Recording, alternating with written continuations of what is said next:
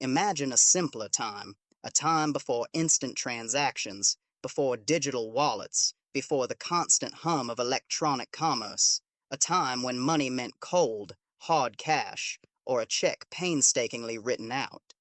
The concept of consumer debt existed, certainly, but it was largely confined to fixed installment plans for cars and homes. It was structured, finite, and deeply intentional. The idea of buying something today and paying for it much, much later, simply by flashing a piece of plastic seemed, well, a bit absurd to many, especially to those mail carriers, the quiet, ubiquitous heroes trudging through rain, sleet, and snow, delivering bills that were expected to be paid promptly, or else.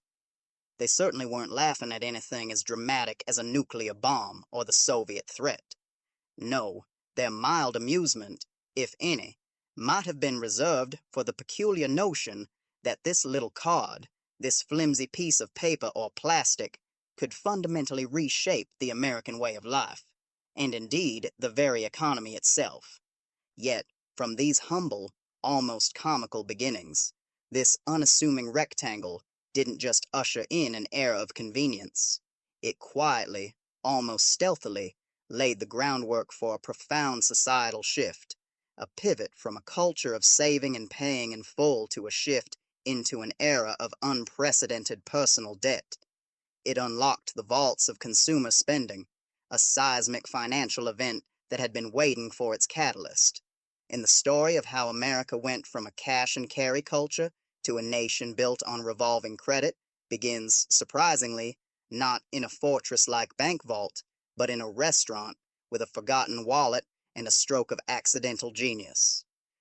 Our story truly begins in February 1950 in a bustling, smoke-filled New York City restaurant, a place where high-stakes business was done and professional reputations were meticulously guarded. The protagonist? Frank McNamara, a businessman and founder of the Hamilton Credit Corporation. The inciting incident? He reached for his wallet at the end of a crucial dinner with clients, having just closed an important deal only to find it wasn't there. The embarrassment was palpable, a very public humiliation that threatened to unravel the successful veneer of the evening. Luckily, his wife saved the day, rushing to the restaurant to pay the full bill. But the experience sparked an idea, a very powerful one, rooted in the need to maintain dignity and fluidity in the post-war business world. What if there was a way for busy executives, traveling salesmen, and frequent diners to avoid such predicaments?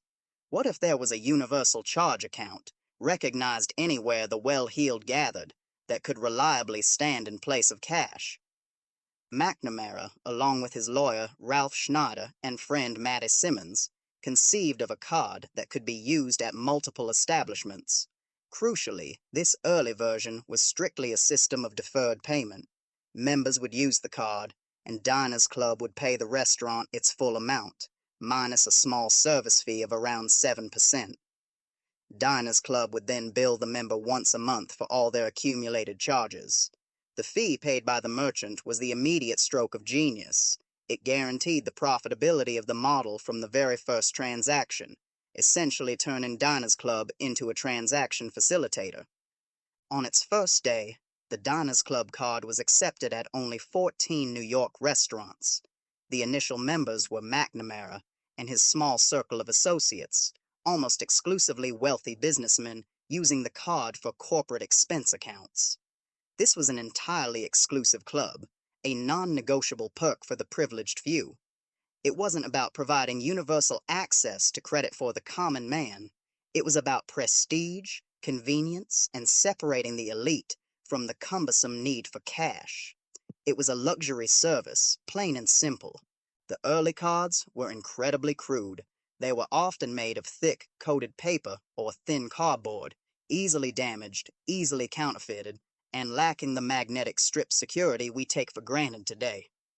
Each transaction required a bureaucratic headache that relied almost entirely on the fidelity of the postal service. A merchant had to carefully place the card into a manual, cast-iron knuckle-buster machine to impress the raised numbers onto a multi-copy paper slip. These slips then had to be meticulously collected, batched, and finally sent through the mail to the Diners Club accounting office for manual processing and reconciliation. Only then could a single, consolidated bill be generated and mailed back out to the customer. The entire system was clumsy and inefficient, relying on human labor and the speed of the U.S. mail, but its sheer convenience for the booming corporate world ensured its rapid success despite the friction. Within its first year, Diners Club boasted over 20,000 members, primarily those traveling professionals who needed to track and expense their business trips. By 1952, its acceptance had exploded to over 20,000 establishments across the U.S., stretching its reach into major cities, travel hubs, and luxury hotels. The company began issuing plastic cards, a genuine revolution in material technology that dramatically enhanced durability and security. By 1955, solidifying the card as a genuine status symbol and a ticket to a cash-free elite existence. The immediate success of Diners Club attracted fierce and immediate competition. The Carte Blanche card launched in 1958, demonstrating that the Universal Travel and Entertainment card was a proven concept ripe for exploitation. However, all these initial cards shared one critical limitation that kept them squarely outside the realm of true mass debt. They were charge cards. The customer was legally required to pay the full balance every month, preventing any debt from rolling over. They were facilitating transactions, but they hadn't yet fundamentally changed the financial contract with the individual consumer. That final, explosive shift would require a completely different business model in the disruptive power of the massive American banking industry. To understand why the credit card, once a novelty, was about to become so ubiquitous and so dangerous, we must first understand the intoxicating economic reality of the 1950s. America was riding an unprecedented wave of post-World War II economic boom. Millions of soldiers returned home, eager to build lives, start families, and, most importantly, spend. The bitter memory of the Great Depression and the rigid constraints of wartime rationing were giving way to an intoxicating sense of possibility and material reward. The national mood was one of infectious optimism and boundless aspiration. The suburban dream, once confined to utopian planners, became rapidly attainable for millions, fueled by the GI Bill providing educational and home loan benefits, and government-backed mortgages that made home ownership accessible to the newly wealthy working class. New homes meant new needs, a constant torrent of new appliances, furniture, automobiles, and entertainment systems. The gross national product, GNP, soared by over 50% during the decade. By 1955, the majority of American families were confidently middle class, often with one income supporting an increasingly comfortable two-car lifestyle. This was the era of the organization man and the ideal housewife, of rigidly defined gender roles and the relentless pursuit of a comfortable, thoroughly modern lifestyle. Keeping up with the Joneses wasn't a joke. It was a potent social and cultural imperative, driving demand for perpetual upgrades. The latest appliances, the newest car models, the most expansive suburban ranch, these were the visible, non-negotiable markers of success and belonging in the affluent new America. Traditionally, these large aspirational purchases were financed with installment plans or fixed-term loans from banks or dealerships. These debts were always structured, intentional, and carried a clear, fixed end date. Smaller items were strictly cash transactions. However, the sheer volume and variety of goods flooding the market created an urgent, continuous demand for easier, more flexible ways to pay. Department stores, like Sears and Montgomery Ward, had their own localized charge accounts, but these were severely store-specific, forcing consumers to carry a confusing stack of different cards. The vacuum was clear. There was no single, universal method to shop without cash or a bulging checkbook, and the growing middle class wanted one desperately. This rising tide of consumerism, coupled with the profound cultural aspiration for a better, more convenient life, set the final stage for the true explosion of the credit card. The demand for buy now, pay later had grown from a trickle to a powerful current, waiting for someone to deliver a truly universal and personal solution. The banks were about to oblige. The final explosive shift arrived on the West Coast, where a revolutionary idea was brewing, one that would truly democratize and ultimately nationalize credit. In 1958, Bank of America, one of the nation's largest and most aggressive financial institutions, launched its own product, the Bank AmeriCard. Its approach was a radical, almost shocking departure from the measured exclusivity of Diners Club. Instead of waiting for customers to apply, Bank of America did something audacious and legally questionable that changed the financial world forever. They conducted a massive, unsolicited mailing to 60,000 residents of Fresno, California. They mailed out active credit cards, pre-approved, ready to use, complete with a modest initial credit limit. This high-risk shotgun strategy became known simply as the Fresno Rollout, a moment financial historians point to as the true birth of the modern mass-market credit industry. Imagine the scene for a mail carrier in Fresno in 1958. You're delivering these innocuous, often weighty envelopes, not knowing that inside each one is a fully functional device that will immediately change the financial habits of a generation. To you, it's just another piece of promotional mail. You might have chuckled at the boastful marketing slogan, the world's first all-purpose credit card. But the implications for the American financial landscape were truly staggering. The Fresno experiment was, by any immediate measure, a complete fiscal disaster. Recipients unaccustomed to receiving money-like objects in the mail reacted chaotically. Many misunderstood the offer entirely and simply cut up the cards, throwing them away. Others, however, had their cards stolen from their mailboxes, a crime that had essentially been invented overnight, and found themselves victims of immediate fraud. The initial results were severe. High rates of fraud, non-payment from confused recipients, and massive technical issues related to processing the enormous volume of paper slips generated. The bank reportedly lost over $20 million in today's money during that first year alone. Critics, including many conservative voices within Bank of America itself, scoffed loudly and publicly. They argued the unsolicited mailing was reckless, a recipe for economic disaster for both the bank and the public, teaching Americans bad financial habits and rewarding theft. But Bank of America's visionaries, particularly Executive Joseph P. Williams, were playing a long game. They saw past the immediate immense losses. They understood they were paying the high cost of building an entirely new, immensely profitable infrastructure for the future. The Fresno Rollout, despite its failures, proved the underlying, undeniable concept. A universal credit card for the average consumer was viable. It wasn't just for business expenses anymore.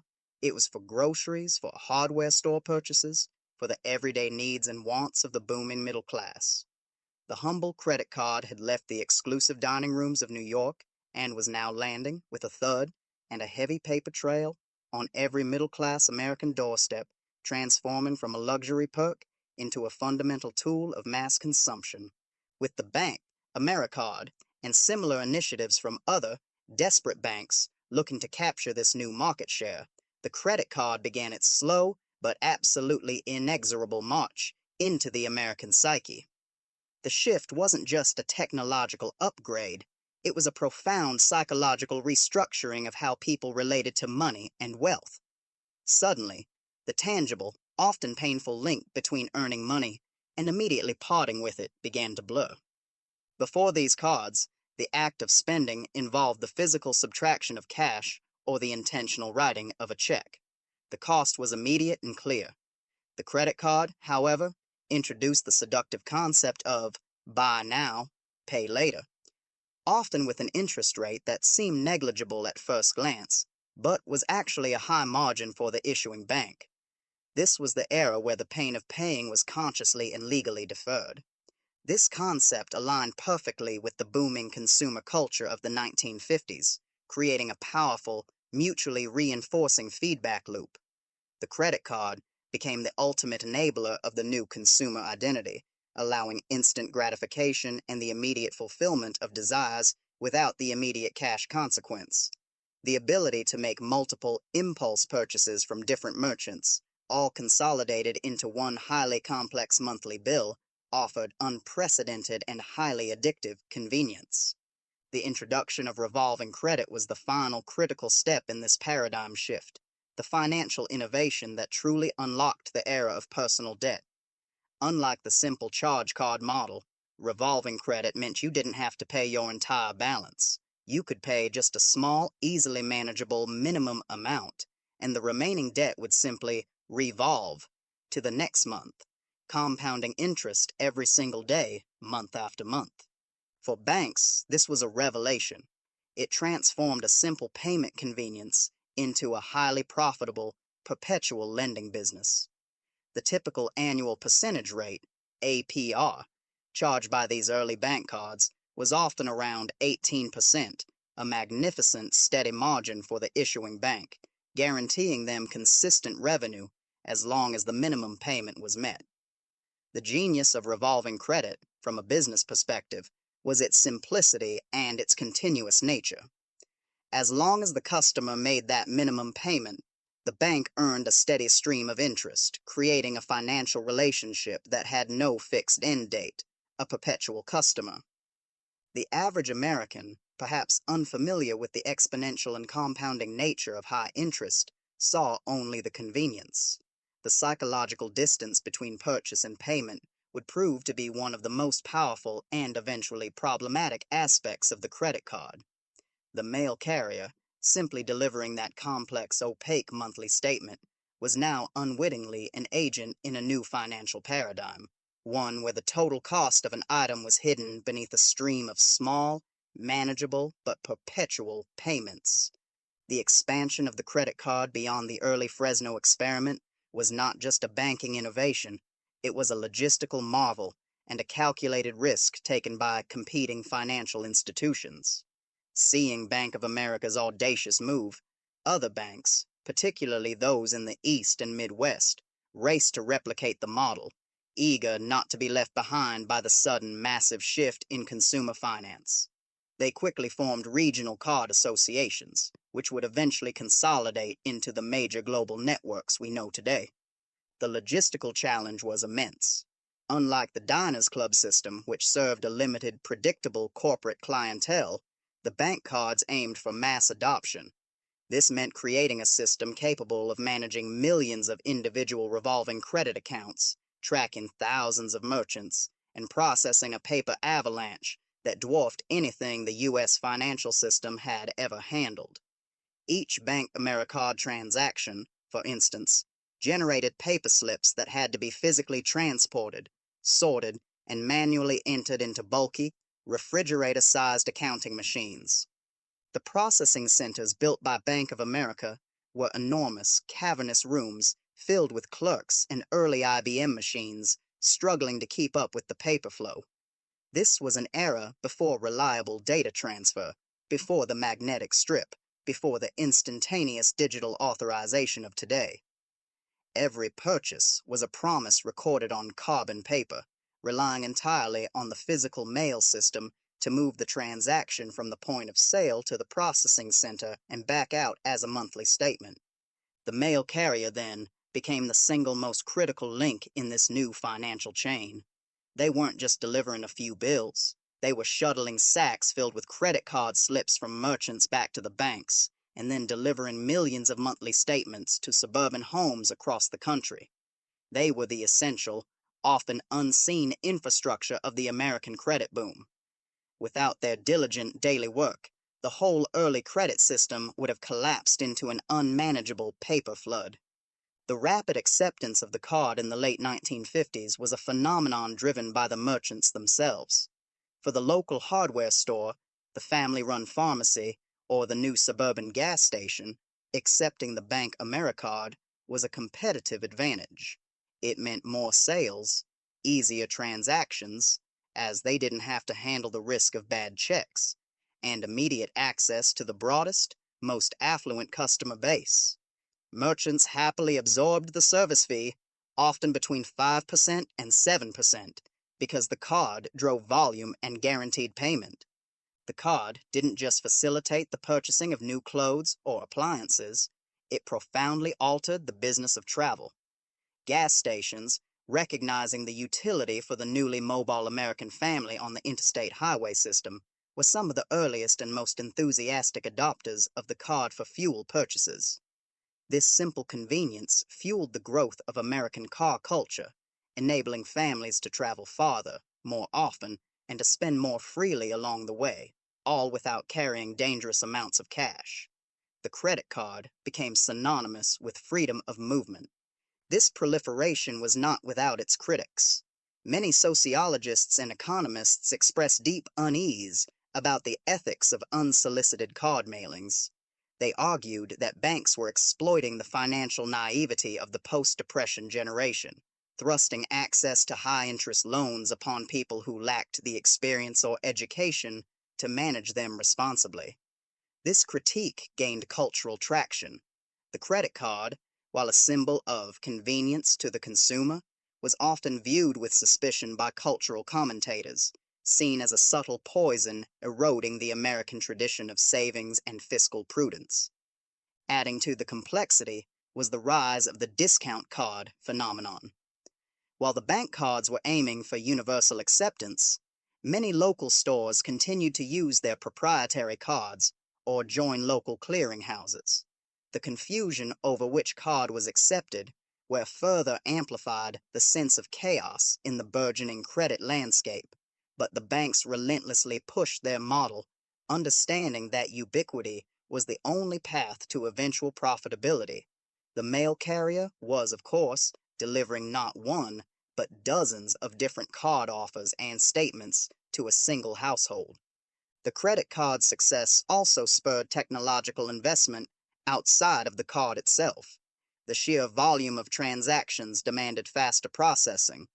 This decade saw early investments in centralized data systems and advanced sorting equipment, often pioneered by the banks, specifically to manage the colossal paper trail generated by these little plastic rectangles.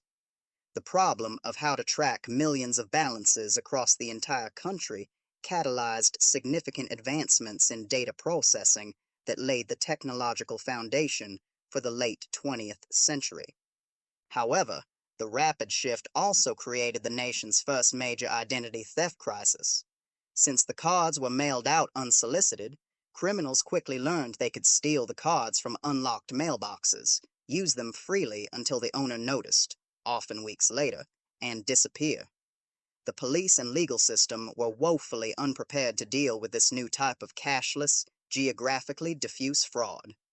The banks initially absorbed the losses, viewing the high cost of fraud as a necessary marketing expense to establish the card's footprint. The psychological shift in the American consumer was arguably the card's most profound and lasting consequence. It marked the moment the nation moved from being a society that deferred gratification, saving up to buy a new item, to one that demanded instant gratification. The card was the perfect tool for the "I want it now" attitude that would define the consumer decades that followed. The introduction of revolving credit accelerated this psychological change exponentially. The fact that a consumer only had to pay the minimum amount each month was brilliant marketing that disguised a deadly financial mechanism. It separated the pleasure of buying from the pain of paying, making the consequences seem distant and manageable.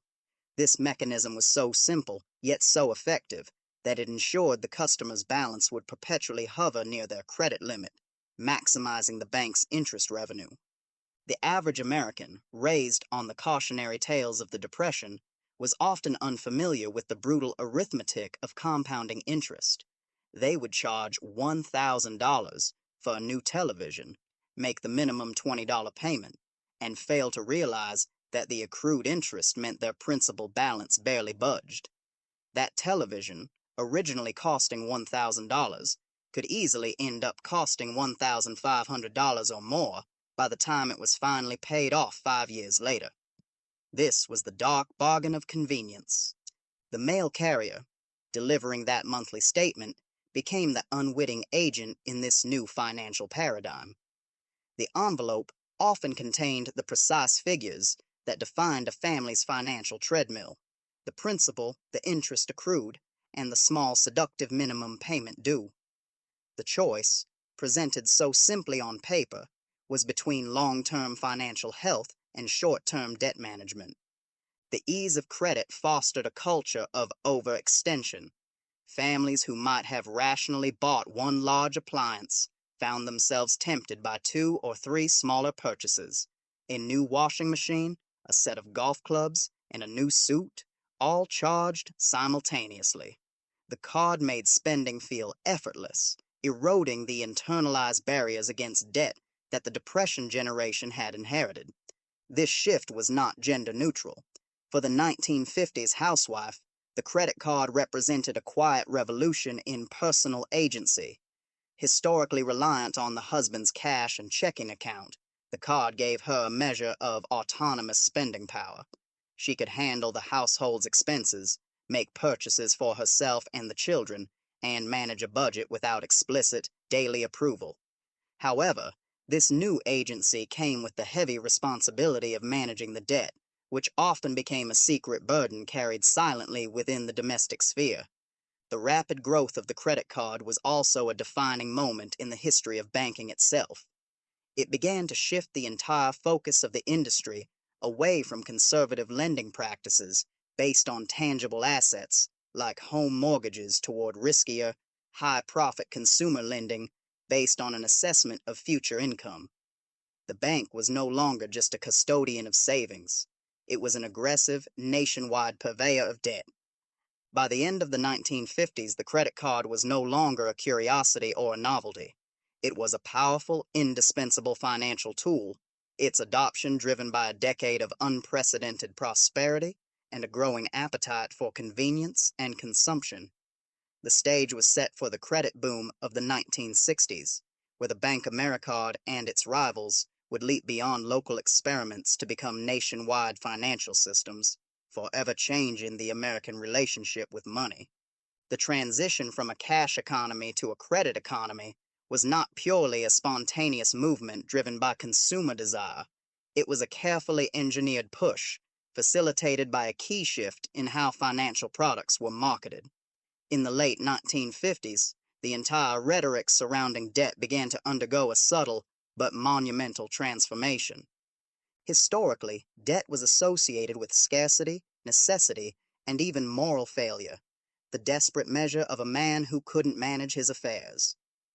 Post-1958, banks and advertising agencies worked to reframe consumer debt as an intrinsic part of the American dream. Debt, in this new narrative, wasn't failure. It was access to a better life, a tool for achieving the comfortable modern, suburban ideal. The credit card became a symbol not of what you lacked, but of the trust the bank placed in your future earnings. The marketing was masterful in its simplicity. Advertisements for the Bank Americard and its rivals did not focus on the 18% interest rate. They focused on convenience and security. They showed happy, smiling families purchasing a new lawnmower or filling up the family car, unburdened by the need to carry cash. The message was clear. This card was the lubricant of the good life, the key to frictionless living. This subtle manipulation of public perception was absolutely crucial to normalizing the concept of perpetual revolving consumer debt. The operational friction caused by the paper-based system of the 1950s also meant that the entire credit cycle was a long, complex chain that gave the consumer significant leverage and opportunities for delay. Let's walk through the full transaction loop in 1959. The purchase. A customer buys an item and signs the paper slip. The merchant has no way to check the customer's balance or credit status instantly. They rely entirely on a small booklet of revoked card numbers and the customer's signature. This lack of instantaneous authorization was a massive vulnerability exploited during the Fresno Rollout. The batching. The merchant collects the day's slips and prepares them for the bank, often once a week. The mail. The merchant physically hands the batch of paper slips to the mail carrier. This is where the paper physically enters the postal service, often traveling hundreds of miles to a centralized bank processing center.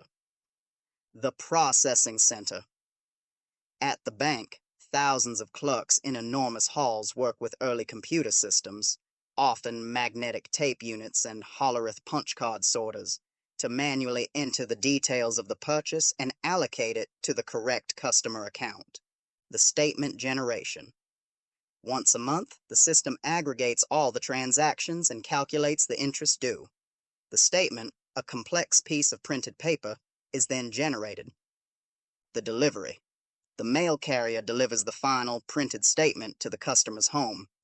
This cycle, from purchase to statement delivery, could easily take 3 to 6 weeks. This time lag gave consumers a significant emotional and financial buffer. The purchase was a distant memory by the time the bill arrived, reinforcing the psychological disconnect between the momentary pleasure of buying and the eventual pain of payment. The banks understood that this time lag was a necessary evil of the early system, but they leveraged it psychologically. It was a trade-off. They absorbed the risk and the processing delay in exchange for the long-term, high-margin revenue generated by the revolving balances.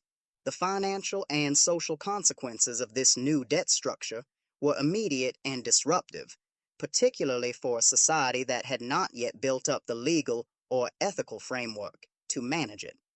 First, the crisis of over-indebtedness began almost immediately in communities like Fresno.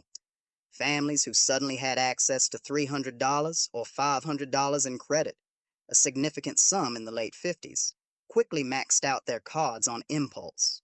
When the first few statements arrived with the compounding interest, many simply folded. They ignored the bills, defaulted, and had their credit blacklisted. In the 1950s, the legal protections for consumers regarding credit reporting and debt collection were minimal compared to today. Defaulting on a loan or charge could lead to immediate, aggressive collection tactics, often involving public embarrassment or legal action that carried a severe social stigma. The rise in personal bankruptcies, while slow at first, was a direct consequence of the sudden, unfiltered introduction of high-interest revolving credit. Second, the credit card profoundly altered the nature of financial privacy within the family unit. Before the card, financial decisions were joint, or at least involved the physical handing over of cash from one spouse to the other. The card allowed one spouse, often the housewife, granted her own card, to make purchases and accumulate debt completely hidden from the other until the monthly statement arrived in the mail. This led to a phenomenon known as secret debt, where spouses would hide purchases to maintain the appearance of financial solvency, leading to significant marital strain and divorce when the debts eventually came to light. The credit card, while ostensibly a tool for liberation and convenience, became a source of deep hidden conflict within the domestic life of the suburban middle class. Third, the credit card was a tool of both democratization and discrimination. While it democratized access to instant purchasing power for the white suburban middle class, it simultaneously solidified systemic financial exclusion for others. Unsolicited mailings, targeted heavily toward white affluent neighborhoods, ensured that credit access was not universal. Furthermore, lending practices were still rife with discrimination, denying cards or offering extremely low limits to non-white applicants and those in specific urban or rural areas, often based on assumptions rather than hard financial data. The card was not a neutral technology. It replicated and reinforced the social and economic hierarchies of the time, merely speeding up the flow of cash toward the privileged. By the dawn of the 1960s, the credit card was no longer a symbol of business convenience. It was a complex double-edged sword that cut across every layer of American society. It had created immense wealth for the banks, facilitated the soaring consumerism of the American dream, and simultaneously opened the floodgates to widespread personal debt and financial anxiety. The mail carrier delivering these statements and offers was now an essential, unwitting participant in this vast, complicated, and often painful financial reckoning. Here is the fourth part of the extended script. The script for Mail Carriers Laughed at the Humble Credit Card, Part 4 of 5. The silent revolution enabled by the credit card also necessitated a complete overhaul of the banking sector's back-end operations. This shift gave rise to a new type of financial infrastructure, one built entirely around data processing, not vault management. The electronic age of banking didn't start with computers replacing tellers. It started with computers processing credit card debt. The sheer, staggering volume of paper generated by the Bank Americard and its rivals forced banks to become reluctant pioneers in data management. In the late 1950s and early 1960s, financial institutions were among the first corporate entities to purchase and implement the massive, expensive mainframe computers being produced by companies like IBM and Sperry Rand. These machines, taking up entire rooms and requiring their own specialized cooling, were necessary not for calculating mortgages, but for the brute force task of sorting, compiling, and calculating interest on millions of tiny consumer purchases made across a state or, eventually, the nation. The mail carrier remained the crucial physical conduit for this digital revolution. The process still began with the paper slip in the merchant's hand. This slip was mailed to a central processing hub, where hundreds of clerical workers would manually prepare the documents for entry into the new computer systems. This required punching key data, the customer account number, the merchant code, and the dollar amount, onto Hollerith cards, or early magnetic tape. The system was a fragile hybrid of human labor and cutting-edge technology, with the mail carrier acting as the main transport system between the analog world of the storefront and the nascent digital world of the mainframe. By the early 1960s, the operational success of the Bank Americard was undeniable, despite the initial financial hemorrhaging in Fresno. This success attracted the attention of other major financial entities who recognized that the era of local, proprietary bank cards was over. The future belonged to a unified national network. This realization led to the critical next step, licensing and franchising. Bank of America, having solved the initial costly problems of the rollout, began licensing the Bank Americard system to independent banks across the country. This marked the shift from a single bank's local venture to a true national association. Each bank retained the power to issue cards and manage the debt of its customers, but they all utilized the same card name, the same processing rules, and the same recognizable plastic logo. This rapid franchising caused another, even larger wave of unsolicited credit card mailings across the United States.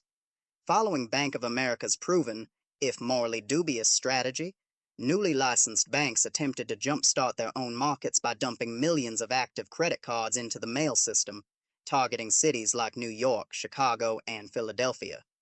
The sheer scale of these unsolicited mailings overwhelmed the postal system and created a national crisis of fraud and identity theft that dwarfed the localized problems of Fresno. Newspaper headlines in the early 1960s began to track the phenomenon with alarm. Mailboxes were targeted specifically for the active plastic within.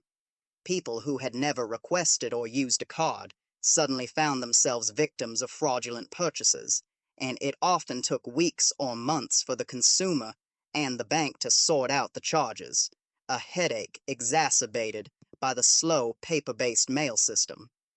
This public outcry over unsolicited mailings and rampant fraud finally spurred federal action. Congress and state legislatures began holding hearings and proposing legislation to curb the practice. The government was attempting to regulate a financial force that, thanks to the credit card, had evolved far faster than the legal system. It was a classic 1950s story: rapid, transformative technological progress outpacing social controls. The credit card also started to have a profound destabilizing effect on the concept of personal reputation and social standing. In the early 1950s, a person's standing was largely based on their employment, their community involvement, and their assets, their home, their car. Financial health was a private matter. The credit card, however, led to the development of the modern centralized credit report. As banks shared information on defaults and payment histories across their new national network, an individual's financial reputation became quantifiable, recorded, and visible to future lenders. This abstract numerical score, based on one's debt behavior, began to take on a power greater than one's personal reputation in the community. The fear of a bad credit rating, a new, impersonal form of social stigma, became a powerful behavioral control, forcing consumers to pay their debts, even if those debts had accrued from impulse buys or poor budgeting choices. The mail carrier, once again, was the one delivering the raw data for this new, powerful social control. They delivered the letters from the banks, the notices of missed payments, and the eventual dunning letters from collection agencies, all physical, paper documents that codified an individual's financial worth in the new credit-based American economy. The financial and social consequences of this new debt structure were not uniform. They were particularly painful for the generation that grew up during the Depression. This group held a deep cultural reverence for savings and financial self-sufficiency. For them, receiving an unsolicited credit card was a confusing mix of an honor, the bank trusts me, and a temptation, I might spend what I don't have. The card was both a psychological lure and a moral challenge. As the decade turned into the early 1960s, the era of the charge card was fully over. The model pioneered by Diners Club was relegated to niche markets, while the revolving credit model of the Bank AmeriCard became the established norm. This permanent shift guaranteed the financial anxiety of the modern age. The debt was no longer a one-time transaction. It was a perpetual possibility, always accessible, always accruing interest, waiting in the mailbox. The lessons learned by the banks during this chaotic period, that profits lay in the interest and the fees generated by perpetually revolving balances, not just the volume of transactions, cemented the trajectory of the financial industry for the next half-century. The entire architecture of modern consumer debt, from its high interest rates to its mandatory minimum payments, was the final indelible yield of the 1950s. The final and most ironic chapter of the credit card's 1950s story lies in the complete, systematic destruction of the cash and carry tradition that had defined American commerce since the days of the frontier. The ethos of, if you can't pay cash, you can't afford it, was systematically dismantled, not by government policy, but by an aggressive marketing strategy delivered via the U.S. mail. By the early 1960s, the financial institutions that had pioneered the Bank AmeriCard model recognized that their true competition was not each other, but the American habit of saving. Their profits depended entirely on persuading the public that debt was not only acceptable, but preferable to saving. The credit card, delivered as a physical object to millions, became the psychological and practical tool for this persuasion. The card fundamentally changed the mathematics of retail. When cash was used, sales were finite and determined by the customer's available funds. With the credit card, a customer's purchasing power was instantly decoupled from their bank account balance, becoming instead a function of their credit limit. This allowed merchants to push higher-priced goods, knowing the customer could always rely on the minimum payment trap. The banks further refined their aggressive expansion by exploiting a key vulnerability in the consumer mindset, the fear of missing out, or FOMO. Promotional materials arriving in the mail stream were filled with aspirational imagery, new cars, exotic vacations, and designer clothes, explicitly tying the use of credit to the achievement of the desirable suburban life. The card became a mandatory entry pass to the 1960s. The public outcry over the rampant fraud and unsolicited mailings eventually led to corrective legislation, but only after the financial paradigm had been permanently locked into place.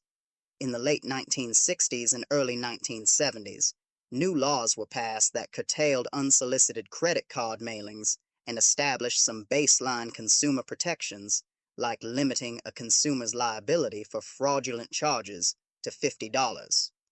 This legislative action, however, merely acknowledged and legitimized the pervasive role of the credit card in the American economy. The genie of revolving debt was already out of the bottle. The ultimate legacy of the 1950s credit card is the establishment of the modern trillion-dollar consumer debt market. The pioneers of Diners Club and Bank of America created a blueprint that guaranteed immense banking profits by fostering perpetual high-interest consumer debt. The minimal payment structure ensured that even a financially responsible consumer could easily be trapped in a cycle where they paid interest for years before clearing the principal. The mail carriers who might have laughed at the novelty of those first flimsy cards could never have foreseen the ultimate outcome of the envelopes in their sacks, the profound and often painful impact it would have on the financial health and spending habits of generations. They were simply delivering the mail, carrying the future of American consumer finance without knowing it. From a forgotten wallet in a New York restaurant to unsolicited mailings in Fresno, the credit card's journey through the 1950s is a testament to how seemingly small innovations can trigger colossal societal shifts. It represents the duality of progress, immense convenience coupled with unforeseen and deeply complex challenges.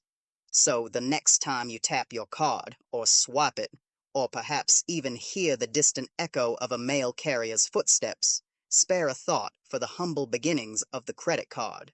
It was a product of 1950s ingenuity and prosperity, designed to offer financial convenience, but ultimately yielded a complex legacy of both fluid transactions and pervasive personal debt. It's a vivid reminder that the innovations of yesterday's yield continue to shape our world today, often in ways that its earliest proponents and even the most observant mail carriers could never have predicted. Thank you for joining us on this journey through history.